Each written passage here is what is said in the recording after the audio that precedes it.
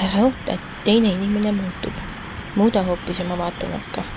Elu jooksul puutume sageli kokku olukordadega, kus leiame end soovimas, et teised inimesed muutuksid.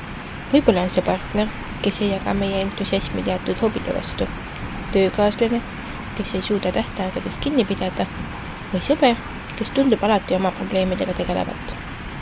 Kuid selle asemel, et oodata, et teised muutuksid, on palju tõhusam ja rahuldust pakkuvam keskenduda oma vaatenurga muutmisele. Võtmesõna selles mõttes on vaatenurk. Meie vaatenurk määrab, kuidas me maailma näeme, kuidas me sündmusi tõlgendame ja milliseid tähendusi me omistame erinevatele olukordadele. Kui muudame oma vaatenurka, võime avastada uusi võimalusi, lahendusi ja lähenemisviise, mis võivad meie elukvaliteeti oluliselt parandada. Üks viis vaatenurga muutmiseks on empaatia arendamine. Püüab ennast panna teiste inimeste olukorda ja mõista, miks ta käitub nii, nagu ta käitub.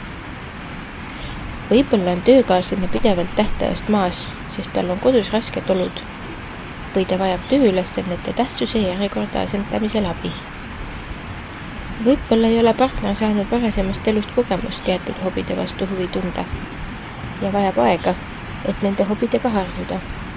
Empaatia võimaldab meil näha asju teise inimese vaatenurgast ja vähendada pingeid ning konflikte.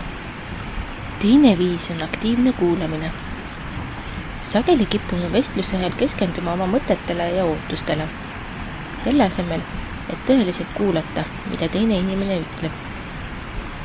Aktiivne kuulamine tähendab keskendumist teise inimeste sõnadele ja nende mõtetele, ilma et me kohe vastaksime või oma vaatenurka peale suruksime. See aitab meil paremini mõista teise inimese vajadusi ja tundeid ning loob ruumi tõeliseks suhtlemiseks ja mõistmiseks. Meie vaatenurga muutmine tähendab ka ootuste juhtimist. Kui ootame, et teised inimesed muutuvad meie soovide järgi, seame end valmis pettumusteks. Selle asemel, kui aktsepteerime inimesi sellistena, nagu nad on, ja keskendume oma ootuste kohandamisele, vähendame stressi ja loome harmoonilisemaid suhteid. See ei tähenda, et me peaksime loobuma oma vajadustest, vaid pigem leiame viise, kuidas neid vajadusi täita, ilma et sunniksime teisi end muutma.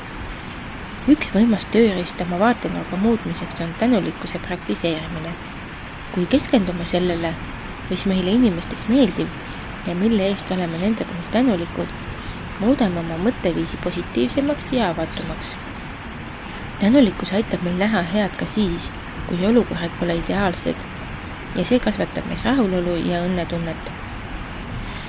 Lõpuks oma vaatenurga muutmine tähendab ka enesearengut. Kui keskendume oma käitumise ja mõttemallide muutmisele, saame luua positiivseid muutusi ka oma suhetes.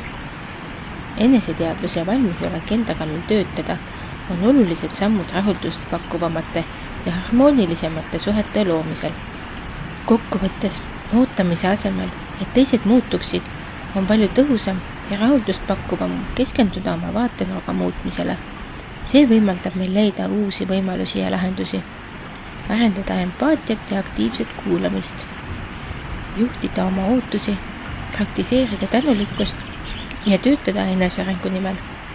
Selline lähenemine aitab meil luua sügavamad ja rahuldust pakkuvamad suhted ning elada õnnelikumat ja täisväärtuslikumat elu. Aitäh kuulamast ja järgmiste kohtumisteni!